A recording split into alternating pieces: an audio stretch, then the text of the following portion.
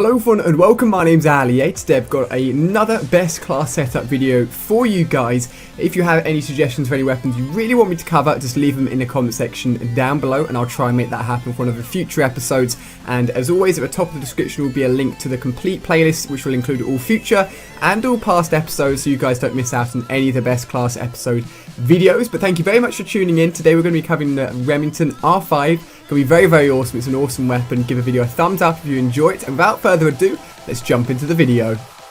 So the Remington R5, what we're going to be taking a look at today, is an assault rifle within Call of Duty Ghosts multiplayer. I actually have the Remington R5 on all of my characters currently within Call of Duty Ghosts multiplayer. When I first used this weapon, I was put off by its iron sights and the fact that it was a fairly slow firing weapon. I was used to using the SC 2010, which is a much more rapid weapon, and I felt the Remington R5 wasn't too good. However, after using it for a few weeks now, I realised it is a very, very strong and also deadly accurate weapon. If you guys haven't used it before or didn't like it when you first used this weapon, definitely check out this video. You give this class setup a go and I'm sure you guys will really, really like it after you've tried the class I'm going to show you guys. I'm going to be covering the attachments to the Remington R5, perk loadout, and also streaks that I like to use when I'm using this weapon. So first of all, taking a look at the actual Remington R5 attachments, I like to go with the red dot sight and the muzzle brake attachment. As I mentioned towards the beginning of this video, I don't like the iron sights very much. If you guys can work with the iron sights, then that's fantastic. You can always free up the red dot sight and use something else. But personally,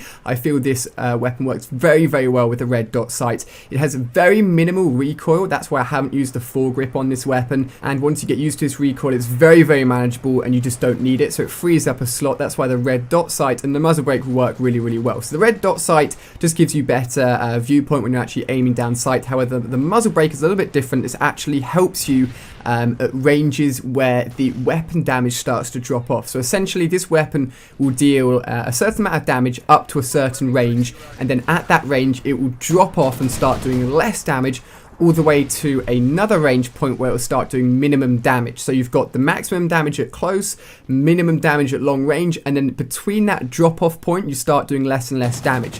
What the muzzle brake does is essentially make that distance further, meaning that you're going to be doing maximum damage for longer distances. Hopefully that makes sense. It basically just means that using the muzzle brake, this weapon's going to kill quicker at those medium ranges, so the ranges where normally the damage would be dropping off. So it makes the weapon even more strong and means you're going to be winning even more gunfights at all ranges. So very, very useful there. Definitely recommend it.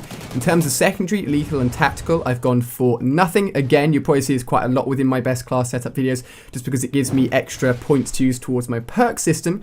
And talking about perks, I would say this setup is a fairly advanced setup. I dropped some of the more essential perks you guys may be reliant on and use some other perks that will allow me to go on longer streaks. This setup is definitely geared towards the player that likes to go towards the higher end streaks and likes to stay alive for a long time. So bear with me as I go through these perks. You may want to adjust them to your own liking. That's always possible for sure. I've gone for Stalker, which allows me to move quicker while aiming down sight, and the idea is if I know a gunfight is going to be happening, I'm going to be going around that corner with my sights up, and Stalker allows me to move around the corner a little bit quicker. Amplify, so I can hear enemy footsteps louder. If you guys don't use your sound system very much, then feel free to switch that out. Focus, so I have less flinch when I'm in gunfights. Very, very useful.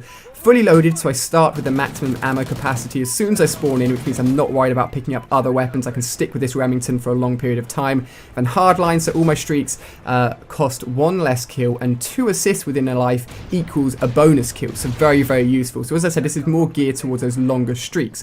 Now, 2 perks I've dropped are both Ready Up and Quick Draw. Quick Draw costs 3 points, so it's very expensive, and dropping those perks means I won't be able to react quite as quickly in close quarter combat, but the idea is I'm going to be going into as many gunfights as possible with my sights already up, having an idea that that gunfight is going to be happening. If I can then do that, I can then aim towards those higher streaks. Within this class video, I am using the SATCOM, the Trinity Missile, and then finally the Battle Hind, which is my goal within each life, to try and get that Battle Hind.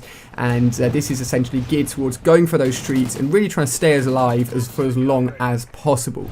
So on screen now you can see a overview of the class which I've covered within this video. Hopefully you found it very, very useful. If you do give it a go, leave a comment down below, let me know how well you did. Feel free to switch some of the things out a little bit if you have other preferences. It's completely up to you. And leave a comment down below, let me know which weapon I should cover next, and make sure you're subscribed so you do not miss out on that video. Give the video a thumbs up if you enjoyed. Thank you very much for watching, guys. Hopefully you've enjoyed it. Make sure you aren't missing out on any of my recent videos, including a look at what we could be getting for a Christmas camo within Call of Duty Ghosts. That'll be on screen now. So thank you very much for watching, guys. Hope you've enjoyed, and I'll see you on my next video.